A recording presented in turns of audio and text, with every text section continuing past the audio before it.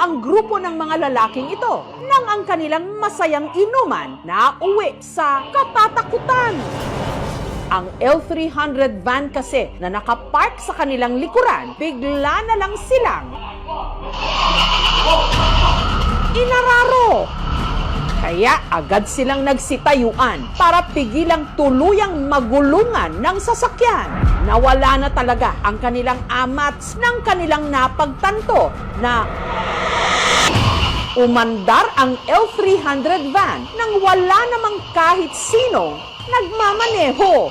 Nakatago yung susi, ba't umandar yung FB? Parang horror na gusto niya banggayan kami lahat. Natanggal yung lasing namin nung nangyari yun. Na-shock lahat eh. Ngayon pa lang, inuunahan na raw nila kayo. Hindi raw ito kaso ng mechanical error, kundi real-life horror.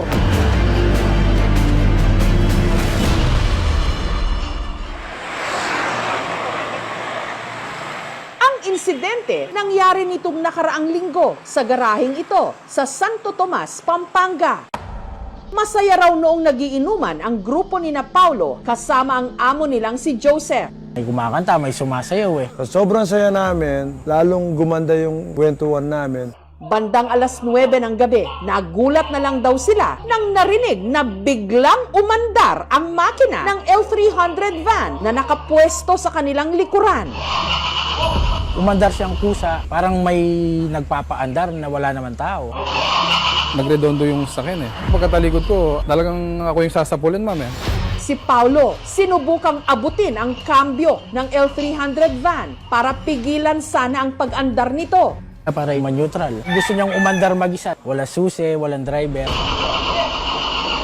Talagang malakas eh. Kaya yung mga kasama ko nagpulasan na, tulong-tulong kami. Ang dami na namin, hindi namin mapigilan. Parang nagtutulak ang naka-handbrake na sasakyan. Kasi naka-primera siya sa taas, nahila ko siyang pababa, ma-neutral, namatay yung sasakyan. Electrical tsaka mechanic, wala naman po siyang technical problem. Mapapaisip kami eh. Sa pinikula lang napapanood yung mga umaandar na sakyan na walang tao. Nakakakilabot, nakakatakot.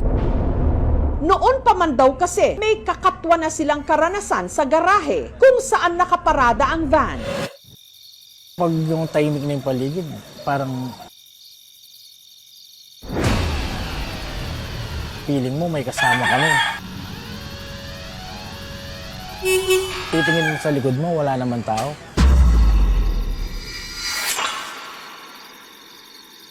Parang may sumusunod sa'yo pag lumalakad ka.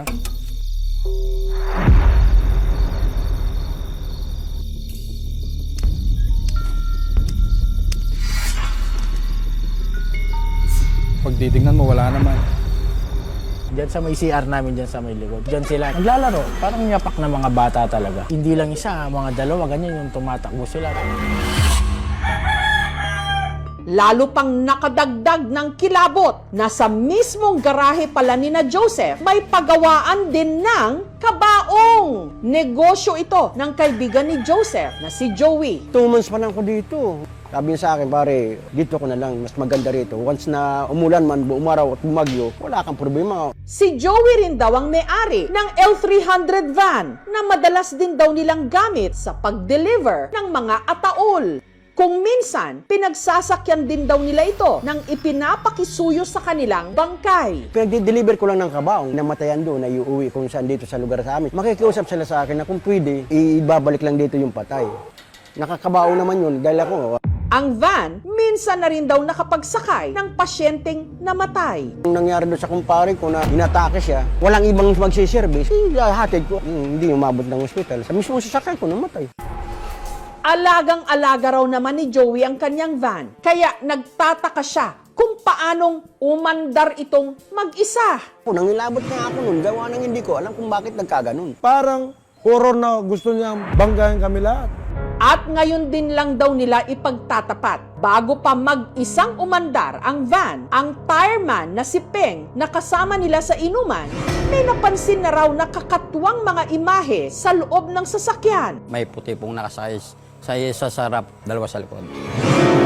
Hindi po gano'ng aninag po yung mukha. Natakot po ako, ma'am. Nangilabot po ako eh. Wala, halos lahat hindi kumikibo sa nangyari. Sa hiling na rin ni na Paulo, nagsama ang aming programa ng paranormal researcher. Sa paglilibot ni Ana de la Cruz, ano kaya ang kanyang madidiskubre? Gugulong na ang nakakakilabot na paranormal investigation. Andito yung batang babae. Susunod na! Yan, boss, kakayanin ng ghetto. Ang good time ng magkakatrabahong ito sa Santo Tomas, Pampanga na uwi sa horror time nang ang nakaparadang L300 van sa kanilang likuran, bigla na lang silang inararo kahit wala namang nagmamaneho. Natanggal yung lasing namin na nangyari yun. Wala, halos lahat hindi kumikibo. Dumagdag pa sa kanilang takot at di umano nakita ng kasama nilang si Peng sa loob ng sasakyan. May puti pong nakasakay. Isa sa harap, dalawa sa likod. Hindi po gano'ng aninag yung mukha.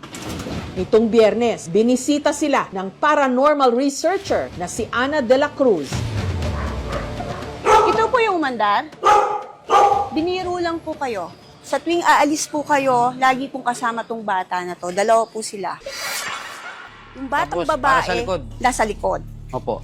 Pag yun ay umano rito, nagkakatuwaan sila, nabiruin natin sila, masaya sila, try natin kung ano yung reaksyon nila.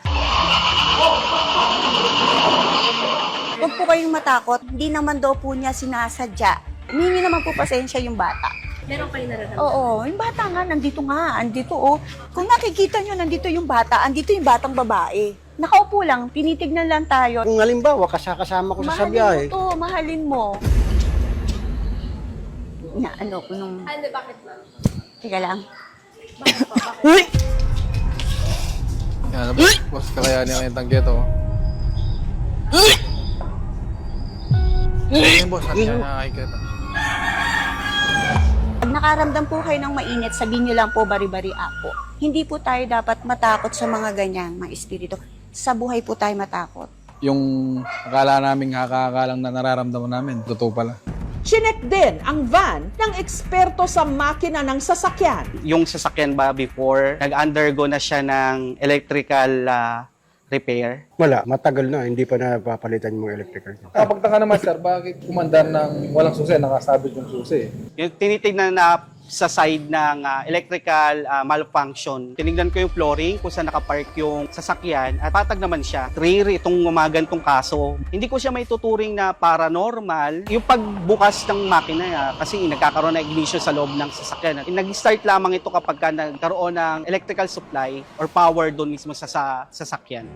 Ang nakita ko dito is simply electrical fault and mechanical fault. Particularly sa mga starters, yan sa ignition. Baka kasi nagkaroon ng, let's say, mga loose wiring, nagkaroon ng short circuit, kaya as frequency na makita natin, aandar niya mag-isa. May tinatawag tayong intermittent fault. Maaring ngayon, okay siya. Pero kapag mamaya, hindi na check, saka lumalabas yung mga errors nung, let's say, ng isang system. Nasa inyo naman yun, kung maniniwala kayo o hindi. Respetuhin nyo na lang kasi kami yung naka-experience Hindi naman kayo Hindi ba't bago ang inuman, nakagawian na ang unang tagay alay sa lupa?